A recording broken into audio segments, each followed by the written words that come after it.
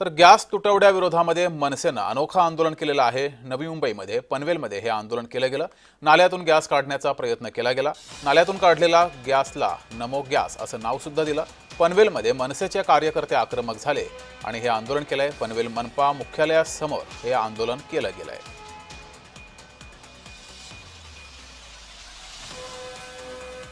देशाचे पंतप्रधान माननीय नरेंद्र मोदी यांनी देशातल्या तरुणांना विज्ञानाची आवड निर्माण व्हावी म्हणून एक वैज्ञानिक प्रयोग सांगितला होता की कोणत्याही नाल्यामध्ये तुम्ही भांड उपडं करा, त्याला भोग पाडा आणि त्याच्यातून पाईप काढून तो सरळ शेगडीला जोडला तर तुम्हाला गॅस मिळतो नाल्यातला आणि त्याच्यावर हवं तेवढं जेवण करा, चहा करा, जे पाहिजे ते करू शकता तुम्ही।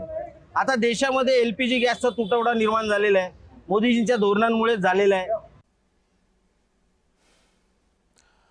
अधिक माहिती घेऊया, आपले प्रतिनिधी कुणाल बोहिटे आपल्या सोबत जोडलेले आहेत। कुणाल, मनसेनं हे उपरोधिक आंदोलन केलेलं आहे, पंतप्रधान नरेंद्र मोदी यांच्यावर टीका केलेली आहे, यावर भाजपाकडून काही उत्तर आले का?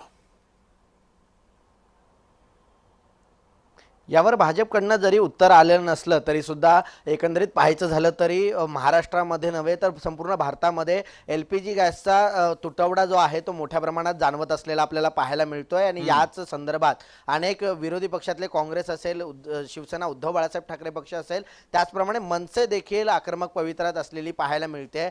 पनवेलमध्ये योगेश चिले जे शहराध्यक्ष आहेत यांनी एक अनोखं आंदोलन केलेलं आहे आणि हे आंदोलन सध्या चर्चेत आहे, कारण थेट नाल्यातूनच गॅस निर्मितीचा त्यांनी प्रयत्न केलेला होता आणि या गॅस जर निर्माण झाला तर त्याला नमो गॅस असं देखील नाव देणार होते। मात्र त्यातून काही गॅस उत्पन्न तर झालेलाच नाहीये आणि याचवरून त्यांनी मोदींवरती देखील टीका केलेली पाहायला मिळते। त्यामुळे योगेश चिलेंनी जो काही हा आक्रमक पवित्रा घेतलेला आहे, एकंदरीतच महाराष्ट्रामध्ये आणि भारतामध्ये जी काही परिस्थिती एलपीजी गॅस सिलेंडरच्या तुटवड्यामुळे झालेली आहे, कमतरतेमुळे झालेली आहे, अनेक हॉटेल व्यावसायिक जे आहेत ते त्रस्त झालेले आहेत आणि याचमुळे अशा प्रकारचं आंदोलन जे आहे ते मनसेने पनवेलमध्ये केलेलं पाहायला मिळतंय। कुणाल, तुम्ही असेच जोडलेले रहा।